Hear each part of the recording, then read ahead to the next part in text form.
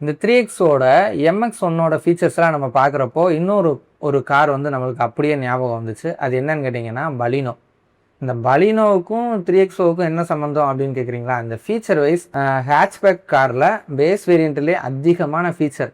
After மார்க்கெட்டில் போய் ஒரு இன்ஃபோர்டெயின்மெண்ட் சிஸ்டம் மட்டும் போட்டுக்கிட்டாலே போதும், நம்மளோட பேசிக் நீடை ஃபில் பண்ணிடுன்ற அளவுக்கு அவ்வளோ விஷயங்கள் எல்லாத்தையுமே அந்த காரில் கொடுத்துருப்பாங்க. அதே மாதிரி தான் இந்த MX1.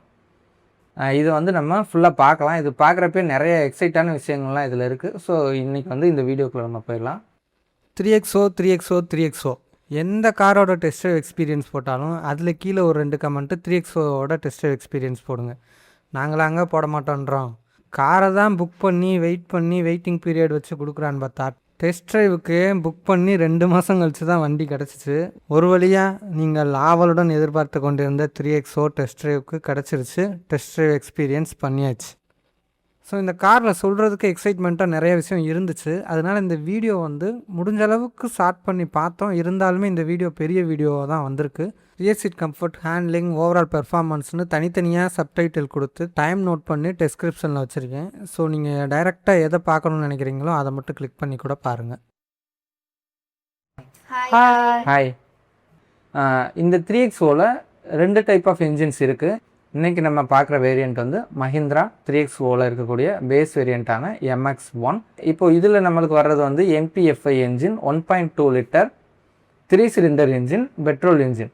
இதுலேயே அடுத்து நம்ம வந்து டாப் வேரியண்ட்டு AX5 இந்த மாதிரி வேரியண்ட்லாம் போகிறோம்னா TGDI இருக்குது. ஸோ அது வந்து இன்னும் கொஞ்சம் ஒரு புல்லிங் பவர் வந்து எக்ஸ்ட்ராவாக கொடுக்கும். இங்கே மதுரை ஆன் ரோடு பார்த்தோம்னா 9 லட்சம் கரெக்டாக எக்ஸாக்டாக வருது. உங்களோட நியர்பை ஷோரூமில் எவ்வளோ வருது அப்படின்றத நீங்கள் விசாரிச்சுக்கோங்க. எனக்கு தெரிஞ்சு 9 லட்சத்துலேருந்து ஒரு 9.3 9,30,000 அல்லது 50,000 அதுக்குள்ளே தான் வரும். இதை விட அதிகமாக சொல்கிறாங்கன்னா இன்சூரன்ஸ் அல்லது ஏதாவது ஒரு விஷயத்தை வந்து அதிகமாக அவங்க ப்ரைஸ் பண்ணியிருப்பாங்க. ஸோ அதை நீங்கள் பார்த்து ஐடென்டிஃபை பண்ணி அதை குறைக்க சொல்லி நீங்கள் வாங்கிக்கலாம். ஓகே, இந்த MPFI இன்ஜினில் வந்து 110 PHP ஹார்ஸ் பவரும் அதே மாதிரி 200 Nm டார்க்கும் வந்து கொடுத்துருக்காங்க. இதுவே நம்மளுக்கு போதுமானதாக இருக்கும். இன்னுமே நீங்கள் வந்து TGDI என்ஜின் போகிறீங்கன்னா இன்னும் பவர் கொஞ்சம் அதிகமாக இருக்கும், டார்க்கும் கொஞ்சம் அதிகமாக இருக்கும். ஃபஸ்ட்டு வந்து டிசைன் விஷயத்தை பற்றி எப்போவுமே ஏன் பேசுகிறது இல்லை அப்படின்ற மாதிரி கேட்டிருந்தாங்க. அதுக்கு காரணம் என்னென்னா, நம்ம வந்து டிசைனை பெருசாக ஃபோக்கஸ் பண்ணலை. அது வந்து ஒவ்வொருத்தவங்களுக்கும் ஒவ்வொரு விதமான ஒரு அபிப்பிராயம் வந்து டிசைனில் வரும். ஒரு சிலருக்கு அது பிடிக்கும், ஒரு சிலருக்கு பிடிக்காது. இப்போ இந்த 3XOவோட டிசைனே பார்த்திங்கன்னா அந்த மாதிரியான ஒரு டிசைன் தான். பின்னாடி மட்டும் கட் பண்ணி எடுத்த மாதிரி இருக்கே அப்படின்ற மாதிரி ஒரு டிசைன் இருக்குதுன்னு சொல்லி எல்லாருமே சொல்கிறாங்க. அந்த சைனா பிராண்டானா சாங்யாங் அப்படின்னு நினைக்கிறேன். அந்த பிராண்டு நேம் எனக்கு அவ்வளோ சரியாக தெரியல. அதோட சேசிஸை தான் மஹிந்திரா வாங்கி அதை வந்து யூஸ் பண்ணியிருக்காங்க இந்த 3XOவுக்கு. இதில் விஷயம் என்னன்னு கேட்டிங்கன்னா, அது வந்து ஒரு 4.4 மீட்டர் கார். ஸோ அந்த காரோட சேசிஸை வந்து இவங்க 4 மீட்டருக்குள்ளே கொண்டு வரணுன்றக்காக உள்ள இன்டீரியர் எல்லாமே ஸ்பேசியஸாக இருக்கணும், ஃப்ரண்ட் லுக்கெலாம் நல்லா இருக்கணும் அப்படின்ற மாதிரி டிசைன் பண்ணிவிட்டு பின்னாடி மட்டும் கொஞ்சம் கட் பண்ணி எடுத்த மாதிரி தான் இருக்கும். அது கட் பண்ணி தான் எடுத்திருக்காங்க. ஸோ அந்த டிசைன் அப்படி தான் இருக்கும். 3XOவோட டிசைன் வந்து உனக்கு பிடிச்சிருந்துச்சா பிடிக்கலையா? எனக்கு பிடிச்சிருந்தது. உனக்கு எப்படிமா இருந்துச்சு அந்த கார்? இப்போ நம்ம லாஸ்ட்டாக போய் பார்த்தோம்ல, அது லுக்கு பார்க்குறதுக்கே நல்லா தான் இருந்துச்சு. நல்லா இருந்துச்சு. இப்படி எனக்குமே வந்து பர்சனலாக அந்த பின்னாடி அந்த ரியர் டிசைன் வந்து எனக்கு அவ்வளோ பிடிக்கல. ஒரு மாதிரி கட் பண்ணி எடுத்த மாதிரி இருக்கும். மற்றபடி ஃப்ரண்ட்டில் அதுக்கெல்லாம் ஓகே. சரி, ஓகே. இப்போ வந்து நம்ம டைரெக்டாக அந்த ரியர் சீட் கம்ஃபர்ட் அந்த பகுதிக்கு போயிடலாம். ஃபஸ்ட்டு வந்து காரில் ஏறுறப்போ உனக்கு எப்படிமா ஈஸியாக இருந்துச்சா இல்லை? ஈஸியாக தான் இருந்துச்சு. ஏறுறதுக்கு ஈஸியாக இருந்துச்சு. 3 பேர் உட்கார்றதுக்கு நல்லா தாராளமாக இருந்துச்சு. அதே மாதிரி இறங்கையிலையும் ஈஸியாக இறங்குற மாதிரி இருந்துச்சு. இந்த கால் இப்படி நீட்டி பார்த்தா அது நல்லா இருந்துச்சு. மடக்கையில் கொஞ்சம் இதாக இருக்குது. கொஞ்சம் தை சப்போர்ட் மட்டும் கொஞ்சம் எக்ஸ்ட்ரா கொடுத்துருந்தா நல்லா இருந்திருக்கும். அப்புறம் வந்து ஹெட்ரூம் வந்து நல்ல தாராளமாக இருந்தது. அப்புறம் ஹெட்ரூம்லாம் நல்ல தாராளமாக இருந்தது. அதே மாதிரி நீங்கள் வந்து ஒரு லாங் ரைடு போகிறீங்கன்னா இன்னும் கொஞ்சம் தை சப்போர்ட் பெட்டராக பண்ணி கொடுத்துருந்தாங்கன்னா இன்னும் ஒரு ஃபீல் குட்டாக இருந்திருக்கும். இதில் 3 பேருக்குமே ஹெட்ரெஸ்ட் இருந்தது. ஆமாம், 3 பேருக்கு அட்ஜஸ்டபிள் ஹெட்ரெஸ்ட் இருந்துச்சு. ஸோ அது ஒரு முக்கியமான விஷயம். ஏன்னா அந்த அட்ஜஸ்டபிள் ஹெட்ரெஸ்ட் வந்து ரொம்ப இம்பார்ட்டண்ட். அது வந்து ஒரு இன்சிடெண்ட் ஆகுதுன்னா டக்குன்னு அந்த பின்னாடி தான் அப்படி கழுத்து போகும். அதனால தான் ஒவ்வொரு வீடியோவில் அதை சொல்கிறோம். இது வந்து எல்லா பிராண்டுமே பேஸ் வேரியண்ட்ல இருந்தே அது இருக்குது அப்படின்ற மாதிரி கொடுக்கணும். 3 பேர் நாங்கள் உட்கார்றதுக்குலாம் நல்லா இருந்துச்சு. இந்த ஷோல்டர்லாம் அவ்வளவுக்கு இடிச்சுக்கல. அது எந்த ஒரு பிரச்சனையுமே தெரியல. 3 பேர் உட்கார நல்லா பார்க்கவும் நல்ல கார் வந்து பெருசா தெரிஞ்சது. உள்ள உட்காரவும் நல்ல ஸ்பேஸ்லாம் கரெக்டா இருந்தது. சப் காம்பேக்ட் எஸ்யூவி இந்த செக்மெண்ட் வந்துட்டோம்னா இதில் ஒரு நல்ல ஒரு ஸ்பேசியஸாக ஃபீல் ஆன கார் வந்து கண்டிப்பாக 3XO தான். ஓகே, அடுத்து விண்டோ ஓப்பன்லாம் பார்த்தோன்னா நல்ல ஒரு ஒய்டராக இருந்துச்சு, ஏரி ஃபீலாக இருந்துச்சு. ஸோ நம்மளுக்கு அந்த வாமிட்டிங் சென்ஸ்லாம் இருக்கிறவங்களுக்குலாம் எந்த பிரச்சனையுமே வராது. இந்த பேஸ் வேரியண்ட்லேயே ரியர் ஏசி வந்துட்டு கொடுத்துட்டாங்க, ரியர் சார்ஜிங் போர்ட்டும் கொடுத்துட்டாங்க. அந்த சார்ஜிங் போர்ட்லேயும் type C charging port, direct type C charging போர்ட்டும் கொடுத்துட்டாங்க. 12 வோல்ட் அடாப்டர் போட்டு சார்ஜ் போடுற சார்ஜிங் போர்ட்டும் கொடுத்துட்டாங்க. இதெல்லாம் நிறைய கார்களில் பேஸ் வேரியண்ட்டு இதெல்லாம் கொடுக்க மாட்டாங்க. ஸோ இது மஹிந்திரா வந்து தாராளமாக இதை கொடுத்துருக்காங்க. ஒரு இன்டர்வியூவில் கூட வேலுசாமி சார் கூட சொல்லியிருந்திருப்பாரு, எந்த அளவுக்கு காரில் காமன் ஃபீச்சர்ஸ் கொடுக்குறோமோ அதுக்கு தகுந்த மாதிரி மொத்தமாகவே காரோட ப்ரைஸை வந்து நம்ம கம்மி பண்ணலாம். எல்லாத்துக்குமே ஒரே வகையான மேனுஃபேக்சரிங்கை நீங்கள் கொடுக்குறீங்கன்ற அப்போ ஒரு லார்ஜ் நம்பர் ஆஃப் ப்ரொடக்ஷனை வந்துட்டு ஒரே மாதிரியாக ப்ரொடக்ஷன் பண்ணுறப்போ உங்களுக்கு அந்த காஸ்ட் வந்து கம்மியாகும். அந்த வகையில் இதில் நிறைய ஃபீச்சர்ஸ் வந்து காமனாக கொடுத்துருக்காங்க. அடிஷ்னலாக அந்த பேஸ் வேரியண்ட்லேயே மேக்ஸ் ஏசி அந்த ஃபீச்சரும் கொடுத்துருக்காங்க. அடுத்து டீஃபாகர் மட்டும் இல்லை. ஹில் ஸ்டேஷன்லாம் போகும்போது டிஃபாகர் வந்து ரொம்ப யூஸ்ஃபுல்லாக. கண்டிப்பாக, ஏன்னா ஹில் ஸ்டேஷன் போகிறப்போ டக்குன்னு அந்த ஃபாக் வந்துடும். ஸோ இதையுமே கொடுத்துருந்தாங்கன்னா இன்னுமே ஒரு வேல்யூ ஆடடாக இருந்திருக்கும். ஓவராலாக இந்த ரியர் சீட் கம்ஃபர்ட்டில் 8.5 அவுட் ஆஃப் 10. ஓகே, அதுக்கு அடுத்து தான் நம்ம இப்போ பார்க்க போகிறது ஹேண்ட்லிங். அந்த காருக்குள்ளே நான் போய் உட்காந்தப்போ இது வந்து ஒரு பேஸ் வேரியண்ட்டா அப்படின்னு நினைக்கிற அளவுக்கு அதில் நிறையா விஷயங்களை நான் ஃபீல் பண்ணேன். சீட் பெல்ட் வந்து ஹைட் அட்ஜஸ்ட்மெண்ட் எந்த கார்லையுமே டாப் வேரியண்ட்டில் கூட இது கொடுக்க மறந்துடுறாங்க. அடுத்தது வந்து டிரைவருக்கான ஆம்ரெஸ்ட். டிரைவர் ஆம்ரெஸ்ட்ன்றது பெரிய காஸ்ட் கட்டிங் ப்ராசஸ் கிடையாது, இருந்தாலுமே இதை வந்து டாப் வேரியண்ட்டில் தான் கொடுப்பாங்க. ஸோ அதையும் வந்து இந்த பேஸ் வேரியண்ட்லேயே கொடுத்துருந்தாங்க. Driver one touch up and down ஃபீச்சரும் இந்த பேஸ் வேரியண்ட்லேயே வந்துருந்தது. ஸ்டியரிங் அட்ஜஸ்ட்மெண்ட்டில் டில்ட் அட்ஜஸ்ட்மெண்ட் மட்டும் இந்த பேஸ் வேரியண்ட்லேயே கொடுத்துருந்தாங்க. அதே மாதிரி மிட் வேரியண்ட்டில் இப்போ நெக்ஸான்லாம் போகிறோன்னா மிட் வேரியண்ட் அல்லது அதுக்கு அடுத்த வேரியண்ட்டில் தான் 6 ஸ்பீடு மேனுவல் டிரான்ஸ்மிஷன் கொடுப்பாங்க. அதையும் வந்து இந்த பேஸ் வேரியண்ட்லேயே கொடுத்துருந்தாங்க. ஓஆர்விஎம் வந்து எலக்ட்ரிக்கலி அட்ஜஸ்டபிள் ஓஆர்விஎம் வந்து இந்த பேஸ் வேரியண்ட்லேயே கொடுத்துருந்தாங்க. கியர் நாப் கூட பார்த்தோம்னா அந்த பியானோ பிளாக் வித் குரோம் கலரில் மிக்ஸ் பண்ணி கொடுத்துருப்பாங்க. இதெல்லாம் நிறைய கார்களில் மிடில் கூட கொடுக்காம டாப்பில் கொடுத்து வைக்கிறாங்க. இது பார்க்குறப்ப பேஸ் வேரியண்ட் மாதிரியே தெரியலையே அப்படின்ற அளவுக்கு ஒரு ஃபீல் ஆச்சு. ஓகே, அடுத்து நம்ம ஹேண்ட்லிங்கில் ஃபஸ்ட்டு பார்க்குறது வந்து ஸ்டியரிங் ஃபீட்பேக். ஸ்டியரிங் ஃபீட்பேக்கில் அந்த லைட் டு ஹார்டர் ரேஷியோலாம் பிச்சுட்டாங்க, சூப்பராக பண்ணியிருந்தாங்க. நான் வந்து கைலாக் அடுத்து ஒரு ஹேண்ட்லிங்கில் எக்ஸைட்டான ஒரு கார்னா அது 3XO தான். அது அடித்து சொல்லலாம், அவ்வளோ சூப்பராக இருந்துச்சு ஹேண்ட்லிங். இதே வந்துட்டு பழைய அந்த 300 கார் வந்து நான் ஓட்டியிருக்கேன். அதில் வந்து இந்த செல்ஃப் சென்டரிங்கும் ப்ரிசிஷன்லேயும் ஒரு சின்ன பிரச்சனை அதில் இருந்துச்சு. ஸோ அதையுமே சரி பண்ணி சூப்பராக கொடுத்துருக்காங்க. செல்ஃப் சென்டரிங்லாம் பக்காவாக இருக்குது. அதே மாதிரி அந்த ஸ்டியரிங் வைப்ரேஷன் வந்து அந்த ரோடில் என்ன ஃபீல் கிடைக்குதுன்றதை அப்படியே நம்மளை ஃபீல் பண்ண வைக்கிது உள்ளேருந்து. அந்த லாங் ட்ராவலுக்குலாம் இந்த ஸ்டியரிங் அவ்வளோ சூப்பராக இருக்குது. இதில் வந்து வேறு எந்த கார்லையுமே நான் பார்க்காத ஒரு விஷயம் என்னன்னு கேட்டிங்கன்னா ஸ்டியரிங் மோட்ஸ் கொடுத்துருந்தாங்க. அதாவது நம்ம காருக்கு வந்து பல மோட்ஸ் கொடுப்பாங்க, எக்கனாமிக்கல் மோடு, அந்த மோடு, இந்த மோடுன்னு நிறையா கொடுப்பாங்க. நான் ஸ்டியரிங் மோடு வந்து இந்த காரில் தான் நான் பார்த்துருந்தேன், வேறு எந்த கார்லையும் இருக்கா என்னன்றது எனக்கு தெரியல.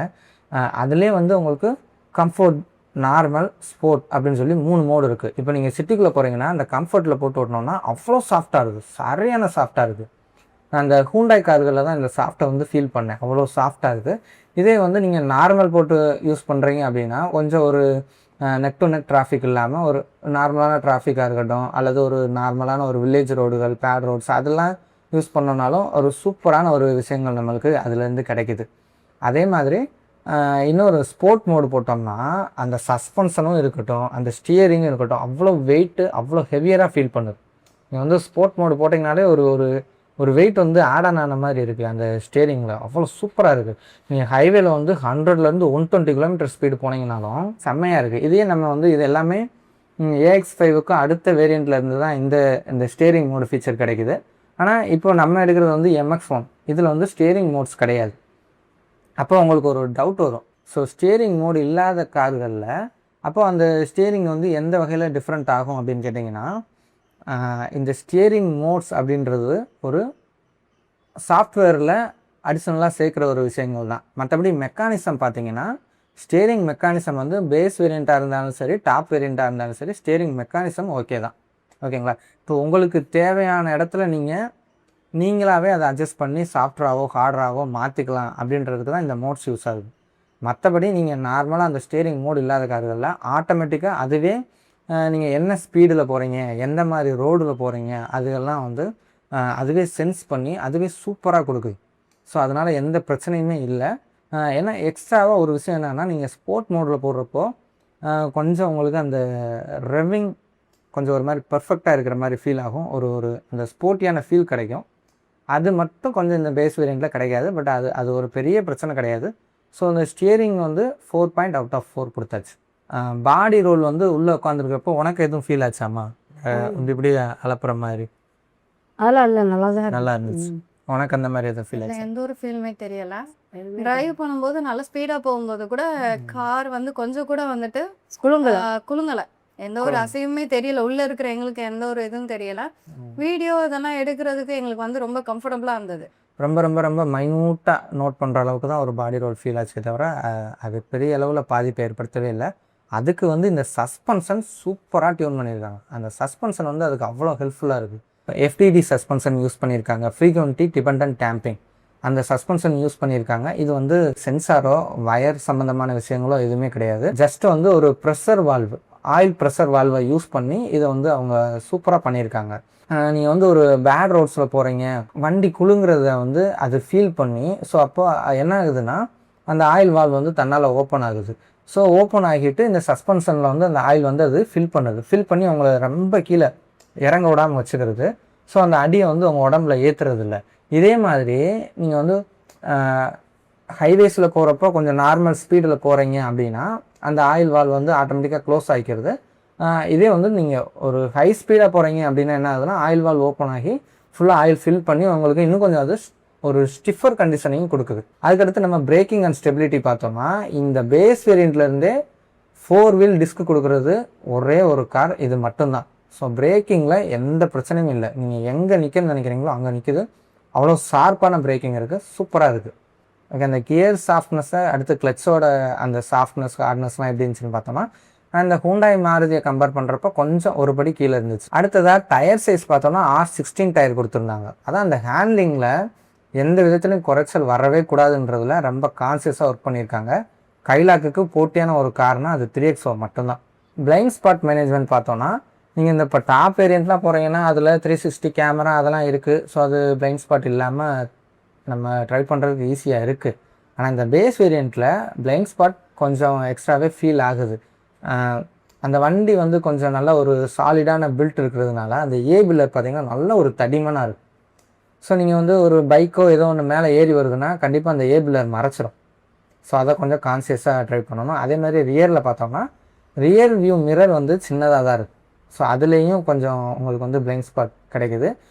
பில்லருமே கொஞ்சம் ஒரு சின்ன பிரச்சனைகள் இருக்குது. இந்த விஷயங்கள்லாம் இருக்குது. ஆனால் ஒரு கேமரா வந்து அக்சசரியாக நீங்கள் ரிவர்ஸ் கேமரா போட்டுக்கோங்க, அது நல்ல ஹெல்ப்ஃபுல்லாக இருக்கும். ஓகே, டோட்டலாக 9.10 இந்த ஹேண்ட்லிங்கில் ஸ்கோர் பண்ணியிருக்காங்க. மஹிந்திராவோட சர்வீஸ் வந்து ஓவராலாக ஓரளவுக்கு ஓகேவாக தான் இருக்குது. இருந்தாலும் எந்த இடங்கள்லாம் பிரச்சனை வருதுன்னு சொல்லி பார்த்தோன்னா இப்போ மாருதி ஹூண்டாய் மாதிரி பிராண்டுகள்லாம் ஒரு டிஸ்ட்ரிக்ட்லேயே வந்து 7-8 சர்வீஸ் சென்டர்லாம் வச்சுருக்காங்க. ஆனால் இந்த மஹிந்திரா வந்து ஒரு 2-3 டிஸ்ட்ரிக்ட்க்கும் சேர்த்து ஒரே ஒரு சர்வீஸ் சென்டர் வச்சுருக்காங்க. அந்த மாதிரிலாம் நீங்கள் அங்கே முகத்தையே காட்டிட்டீங்கனாலும் திரும்பி வேறு வழியே இல்லை, மறுபடியும் அங்கேயே போய் நிற்கிற மாதிரி ஒரு சூழ்நிலை வரும். ஸோ அப்படி இருக்கிறப்போ அந்த சர்வீஸ் குவாலிட்டி வந்து கொஞ்சமாக குறையிறதுக்கு வாய்ப்பு இருக்குது. அதே மாதிரி சர்வீஸ் காஸ்ட்டு, ஸ்பேர் பார்ட்ஸ் காஸ்ட்டெல்லாம் பார்த்தோன்னா மாருதியோட கொஞ்சம் அதிகமாக இருக்குது. ஸ்பேர் பார்ட்ஸ் அவைலபிலிட்டியும் அதே தான், கொஞ்சம் டிமாண்டாக தான் போயிட்டே இருக்குது ஸ்பேர் பார்ட்ஸ் அவைலபிலிட்டி. அப்புறம் டைம் டு டெலிவரி அது வந்து ரொம்ப டைம் எடுத்துக்கிறாங்க, அவ்வளோ சீக்கிரத்தில் கொடுக்குறதில்ல. ஏன்னா சர்வீஸ் சென்டர்ஸ் வந்து கம்மியாக தானே இருக்குது. அப்படின்ற காரணத்தினால அங்கே வந்து டக்குன்னு அந்த சர்வீஸ் வந்து பண்ணி கொடுக்குறதில்ல, ரொம்ப லேட் பண்ணுறாங்க. ஓவராலாக சர்வீஸில் எவ்வளோ ஸ்கோர் பண்ணியிருக்குன்னு பார்த்தோன்னா 6/10. அடுத்து மைலேஜ், இப்போ வந்து இதில் 2 வகையான இன்ஜின் இருக்குது. ஒன்று ரெண்டுமே வந்து 3 சிலிண்டர் 1.2 லிட்டர் இன்ஜின். அதுபோக டீசல் இன்ஜின் இருக்குது. டீசல் இன்ஜினை நம்ம இப்போ கன்சிடர் பண்ணலை. பெட்ரோல்லே 2 இன்ஜின் இருக்குது. TGDI ஒன்று இருக்குது, MPFI இன்ஜின் ஒன்று இருக்குது. இப்போ நம்ம இந்த MPFI இன்ஜினோட பார்க்குறப்போ இதில் வந்து மைலேஜ் ஓரளவுக்கு இன்னுமே நல்லா கிடைக்கிது. அந்த TGDIயை கம்பேர் பண்ணுறப்போ இதில் வந்து மைலேஜ் இன்னும் கொஞ்சம் பெட்டராக கிடைக்கிறது. ஆனால் நீங்கள் வந்து இப்போது டர்போ இன்ஜினே எடுத்துக்கிட்டோன்னா மற்ற கார்கள்லாம் கிடைக்கிற அளவுக்கு மைலேஜ் வந்து மஹிந்திராவில் கிடைக்கல. சிட்டிக்குள்ளே 11 to 13 வரைக்கும் நம்ம எக்ஸ்பெக்ட் பண்ணலாம். அதே ஹைவேல பார்த்தோன்னா ஒரு 15லேருந்து 16-17 வரைக்கும் எக்ஸ்பெக்ட் பண்ணலாம். ஓவராலாக பார்த்தோன்னா 13லேருந்து 16 வரைக்கும் கிடைக்கும். ஸோ மைலேஜுக்கு நம்ம எடுத்திருக்க ஸ்கோர் வந்து 6 out of 10. சேஃப்டியில் வந்து மஹிந்திரா பொறுத்த வரைக்கும் எந்த குறையுமே கிடையாது. அந்த பில்ட் குவாலிட்டியாக இருக்கட்டும் அவ்வளோ சாலிடாக இருந்துச்சு. அதே மாதிரி அந்த இன்டீரியர் பிளாஸ்டிக் குவாலிட்டி முதல் கொண்டு நல்லா சாலிடாக பில்ட் பண்ணியிருந்தாங்க. என்கேப் ரேட்டிங்லையும் பார்த்தோன்னா 5 ஸ்டார் தான் வாங்கியிருக்காங்க. ஓவராலாக சேஃப்டி ரேட்டிங்கில் 10 out of 10. இந்த 3XO எந்த அளவுக்கு ஒரு ரிலையபிலிட்டியான ஒரு இன்ஜின் இருக்குது அப்படின்னு பார்த்தோன்னா TCTI இன்ஜினில் சில பிரச்சனைகள் வந்திருக்கு. அதை மஹிந்திரா சரி பண்ணியிருக்காங்க. ஆனால் இந்த MPFI டர்போ இன்ஜினில் எந்த பிரச்சனையும் இல்லை. அது ஒரு மாதிரி ஸ்மூத்தான ஒரு லைஃப் கொடுக்கக்கூடிய ஒரு இன்ஜின் தான். ஸோ இன்ஜினை பொறுத்த வரைக்கும் அந்தளவுக்கு பெரிய பிரச்சனை கிடையாது. பிரச்சனைகள் எங்கெல்லாம் வருது அப்படின்னு பார்த்தோன்னா மஹிந்திராவில் சாஃப்ட்வேர் கிளிச்சஸ் ரெகுலராகவே வந்துகிட்டே இருக்குது. அது 3XOன்னு இல்லை, 7XOவில் கூட வரதான் செய்யுது. சாஃப்ட்வேர் கிளிச்சஸ் இருக்குது. அதே மாதிரி அந்த இன்ஃபோடைன்மெண்ட்டோட அந்த ஸ்க்ரீன் ஹேங்கிங் பிரச்சனை அதுவுமே ரெகுலராக வந்துக்கிட்டே இருக்குது. அப்புறம் இந்த எலக்ட்ரானிக்ஸ் அண்ட் எலக்ட்ரிக்கல்ஸ் எல்லாம் ரெகுலராக அந்த ஃபெயிலியர் ஆகுறது, இந்த விஷயங்களும் கண்டினியூஸாக நடந்துக்கிட்டே இருக்குது. இதை மஹிந்திரா வந்து கொஞ்சம் கொஞ்சமாக சரி பண்ணிக்கிட்டு இருக்கிறதா சொல்லியிருக்காங்க. ஆனால் இன்னமும் வரைக்கும் அது வந்துக்கிட்டே தான் இருக்குது. இதுக்கு தான் ரிலையபிலிட்டியில் நம்மளுக்கு ஒரு பிரச்சனைகளை ஏற்படுத்தக்கூடியதாக இருக்குது. ஓவராலாக 7.5 out of 10 வந்து ஸ்கோர் பண்ணியிருக்காங்க ரிலையபிளில். ரிலையபிளான கார்கள் தான் ரீசேல் வேல்யூ வந்து எடுக்க முடியும். ஸோ இந்த ரிலையபிளில் சின்ன பிரச்சனைகள்லாம் இருக்க காரணத்தினால அது ரீசேல் வேல்யூலையும் அதே பிரச்சனைகள் வந்து இன்வால்வ் ஆகும். ஸோ ஓவராலாக ரீசேல் வேல்யூக்கும் 7.5 out of 10 ஸ்கோர் பண்ணியிருக்கு. ஓவராலாக எவ்வளோ பெர்ஃபார்ம் பண்ணியிருக்கு அப்படின்றத இப்போ நம்ம பார்க்கலாம். ஓவராலாக பார்த்தோன்னா 54.5 மார்க்ஸ் ஸ்கோர் பண்ணியிருக்காங்க அவுட் ஆஃப் 70. இதே வந்து நம்ம பர்சன்டேஜில் கன்வெர்ட் பண்ணி பார்க்குறோன்னா 78% வந்து ஸ்கோர் பண்ணியிருக்கு. ஸோ 78%ன்றது ஒரு நல்ல ஸ்கோர் தான். என்னை பொறுத்த வரைக்கும் ஹேண்ட்லிங்கில் இம்ப்ரெஸ் பண்ணதில் கைலாக்கு அடுத்தபடியாக நான் 3XO வந்து ப்ளேஸ் பண்ணுறேன். எனக்கு ரொம்ப பிடிச்சிருந்துச்சு. ஓகே, நாங்கள் வந்து 6 இயர்ஸாக ப்ரொஃபஷனல் ஃபோட்டோகிராஃபி பண்ணிகிட்டு இருக்கோம். வெட்டிங் தவிர்த்து வெட்டிங் தாண்டி மற்றபடி நம்ம ப்ராடக்ட் ஷூட்டாக இருக்கட்டும், அதுக்கப்புறம் அதாவது இந்த அமேசான், ஃப்ளிப்கார்ட் அவங்களுக்குலாம் ப்ராடக்ட் ஷூட்டு அது எல்லாமே பண்ணி கொடுத்துக்கிட்டு இருக்கோம். மாடல் ஷூட்லாம் பண்ணி கொடுத்துட்ருக்கோம். உங்களுக்கு வந்து இந்த ஃபோட்டோகிராஃபி, வீடியோகிராஃபி நீட்ஸ் எது இருந்தாலும் எங்களை வந்து கான்டாக்ட் பண்ணுங்கள். தேங்க்ஸ் ஃபார் வாட்சிங் அண்ட் தேங்க்ஸ் ஃபார் சப்போர்ட். பாய். மறக்காமல் லைக் பண்ணிடுங்க, ஃபாலோ பண்ணுங்கள், ஷேர் பண்ணுங்கள், சப்ஸ்கிரைப் பண்ணுங்கள். ஆமாம், எல்லாத்தையும் பண்ணிடுங்க.